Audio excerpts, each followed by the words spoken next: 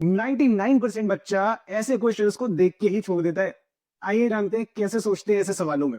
तो बच्चे यहाँ पर हमें क्वाड्रेटिक दिए है, बोला गया है इसके रूट्स इक्वल है, तो प्रूव करो b प्लस सी बराबर है 2a के। सबसे पहले अगर रूट्स इक्वल दिए हैं तो हमें पता है कि डिस्क्रिमिनेंट क्या होता है भाई, जीरो होता है। डिस्क्रिमिनेंट का मतलब क्या है भाई, a स्क्वायर माइनस 4ac मेरा बराबर होगा जीरो के। अब क्या काम किया है देखिए जरा ध्यान से।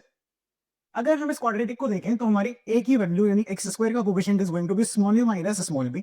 a की वैल्यू यानी x का coefficient is going to be small b minus small c and c की value that is constant term, जिसपे कोई वेरिएबल नहीं है, that is going to be c minus a। और फटाफट से उठा के इसमें लिख देते हैं तो a स्क्वायर यानी a माइनस c का होल स्क्वायर माइनस 4 a यानी कि a minus b and c मेरा यानी कि c माइनस a बराबर होगा दोस्तों किसके, जीरो के। होल स्क्वायर ओपन कराओ, a माइनस b का होल स्क्वायर का फॉर्मूला लगाइए तो ये हो जाएगा b स्क्वायर प्लस सी स्क्वायर माइनस 2bc। यहां मल्टीप्लाई कराएंगे तो देखो a का c से होगा ऐसे पोटा करा दोगे तो माइनस का 4ac, फिर a का माइनस a से होगा माइनस का स्क्वायर, माइनस 4 का करा देंगे तो हो जाएगा plus 4a square. Similarly minus b into minus c minus bc, minus 4 तो प्लस 4bc एंड लास्ट में minus b into minus ab और माइनस 4 का हो जाएगा तो माइनस का 4ab। स्क्वायर्स वाली चीजों को एक साथ लिख लेते हैं, देखने में थोड़ा ठीक लगेगा बस ये सोच के। तो ये हो जाएगा देखो 4a square plus b square plus c square. बाकी चीजों को सिंप्लीफाई करते हैं आइए, तो माइनस का 2bc और प्लस का 4bc, तो ये हो गया प्लस का 2bc। बहुत बढ़िया। माइनस का 4ac कोई है नहीं भाई मिलता जुलता तो माइनस का 4ac एंड माइनस का 4ab कोई है नहीं मिलता जुलता तो माइनस का 4ab। अब बस यही वो स्टेप है जहां पर पहुंच के 99% बच्चा अटक जाएगा।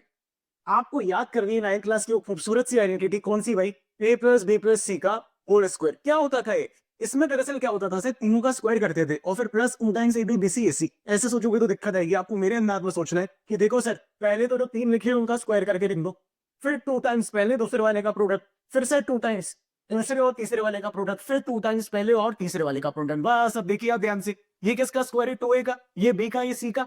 अब आप देखो भाई माइनस 4ac माइनस 4ab मतलब ए को नेगेटिव होना पड़ेगा। तो अगर मैं इसको लिखूं माइनस 2a का होल स्क्वायर, इसको लिखूंगा b का होल स्क्वायर, इसको लिखूं c का होल स्क्वायर, तो आपको दिखेगा ये 2 टाइम्स दूसरा वाला इंटू तीसरा वाला 2bc minus 2a into b मतलब कि 2 टाइम्स पहला वाला इंटू दूसरा वाला आपको ये दिखेगा, फिर 2 टाइम्स पहला वाला इंटू तीसरा वाला आपको ये दिखेगा। मतलब इसको मैं लिख सकता हूं माइनस का 2a plus b plus c का होल स्क्वायर, जो किसके बराबर दिया है भाई, जीरो के। ये सब जीरो के बराबर है, क्यों, क्योंकि मेरा डिस्क्रिमिनेंट जीरो के बराबर था।